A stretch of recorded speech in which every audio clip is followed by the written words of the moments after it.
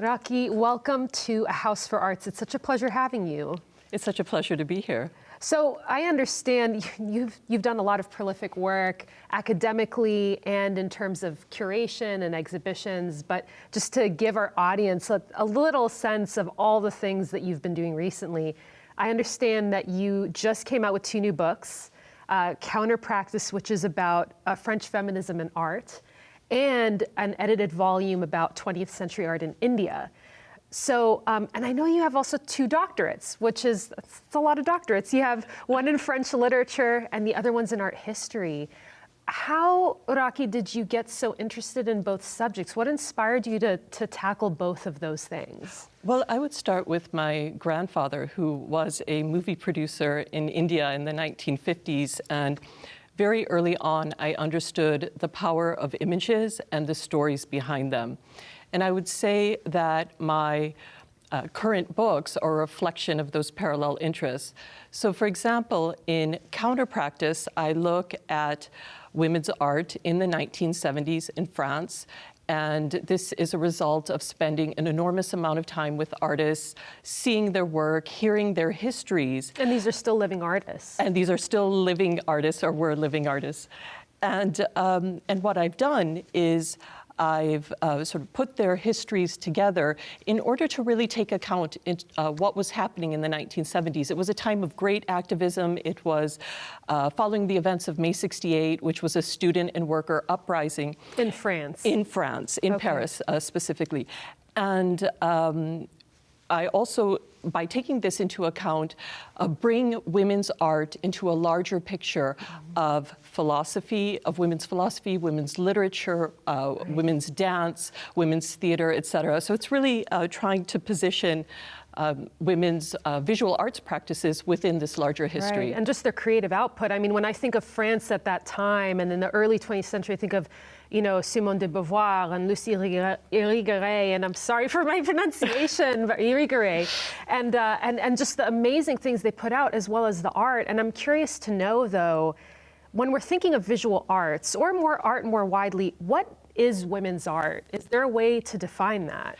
Women's art, if we're going to be very broad, is art made by women, and there are as many types of art made by women as there are women. So I would like to really think about that category. And if we go back, let's say, to a pioneering art historian from the United States, Linda Nochlin, in 1971, she asked this question: why have there been no great women artists?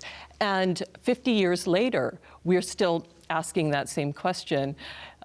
Christian Dior, the Paris fashion house a few years ago, had the models walk with T-shirts that said, why have there been no great women artists? So very clearly, this is a question that affects the current generation. Right. And it's worked its way into popular culture, right? I mean, a fashion runway is the prime way to kind of send a message out, and it gets people asking questions. Absolutely. And France is a fascinating case because already in the 19th century, there were women's only exhibitions. But in the 1970s, women lacked institutional opportunities. And so speaking to them, seeing their art, and writing a book about it is a way to add to that cultural memory. Right. I know that writing books about art history is one way to tell a story, and a very rich story about the history of art.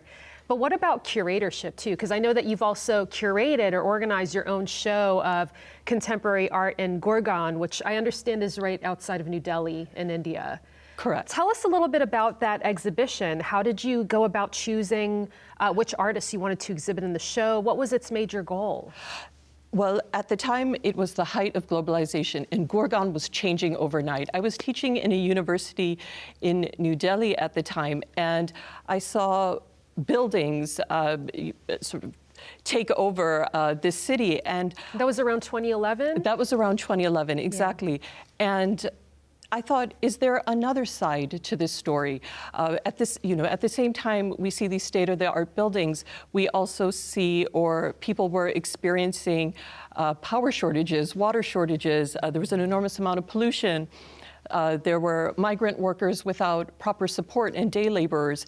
And I thought, well, one way to take into account these two realities was to create an exhibition. And what I did is I invited artists from India as well as Indian American artists based in New York to come together to try to address this issue. And what I had chosen to do is to try to tell the story through sensitive materials, through fragile materials like paper and feathers and fibers. Why is that so important to use these very kind of delicate, fragile materials?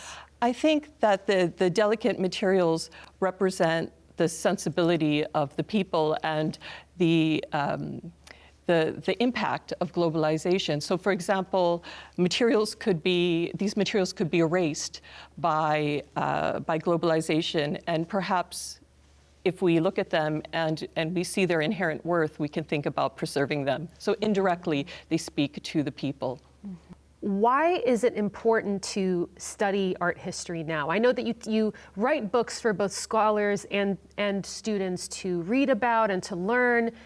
Why is it important in this current cultural or political moment we're in to learn about, say, the history of women's art in France, or the history of both women's and men's art in India over the past 100 years? What do these kinds of stories help for us, say, in our fight against injustice, or our fight for women's rights, or just getting through the pandemic lockdown? What does art history bring to the table in that sense? Well, I would say that the global is not somewhere out there. It's right here where we stand. And so, for example, when we look at a book like Counterpractice and we're thinking about women's art practices in the 1970s, we understand these are women who faced obstacles and they responded by incredible creativity and innovation and courage. And I think there's a lesson for us in that. What does some of their works look like? Can you give us a little bit of a picture? Oh, the works are very diverse. So sometimes performance art, forms of installation, for example, and then painting, drawing, photography, sculpture. They're as diverse as the women who are represented in the book. So tell me a little bit then too about if there is one art scene, what does the art scene or many art scenes look like in India right now? Because whenever we learn about the modern in the early 20th century, we are really thinking too about the legacy for the contemporary as well, right? That's right. And I would say that in the case of Indian art, for example, in major cities around the country, the contemporary art in particular is as sophisticated as anywhere in the world, and it's in dialogue with contemporary art all over the world, including not too far away from us in New York City. So Indian art, particularly in the 80s, 90s, and 2000s, has developed to represent new media, forms of new media, performance, installation, documentary video.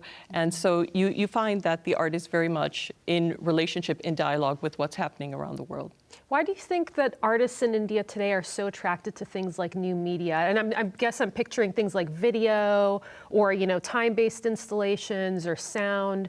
What's so appealing about that? Well, I think that's a terrific question. In part, I think it's because there are so many IT hubs in India. And so there's a question of how the body is in relationship with technology. And so, for example, in 2018, India had its first exhibition of human-machine collaborations in an exhibition of artificial intelligence and art. So you can see that they're very much at the cutting edge of trends in technology. Yeah, it sounds like artists are really thinking very carefully about what are these changes taking place around us? What does that mean for us right now? What does it mean for the future, right? That's right. Yeah. So I'm just curious to know, too, where do you see art history going after the pandemic and the COVID lockdown? Like, how is it that art history can help us with understanding our situation right now, with the limitations we have? And I want to go back to, you're talking about the body's relationship with technology. I can't help but think of everybody being limited to using Zoom, for instance, right now. Do people get disembodied in that sense? And what is art history? How does art history help us understand this? Well, I think with Zoom, that this question of disembodiment through technology is something that artists have been looking at for quite some time, but I think it unfortunately took the pandemic for most of us to actually feel that sensation. I would say that the pandemic has been a time of questioning for all of us, and that it's revealed to us both our vulnerability as well as our strength. And I would say that art has always spoken to those two realities. So I think it's important to turn to art as much as to turn to each other, and that is one way I think that we'll be able to get through this current moment. Absolutely, yeah. I think we're all looking forward to that kind of communal getting together, right? Exactly. Rakhee, thank you so much for being on A House for Arts. It was so great chatting with you. It was great chatting with you as well. Thank you so much.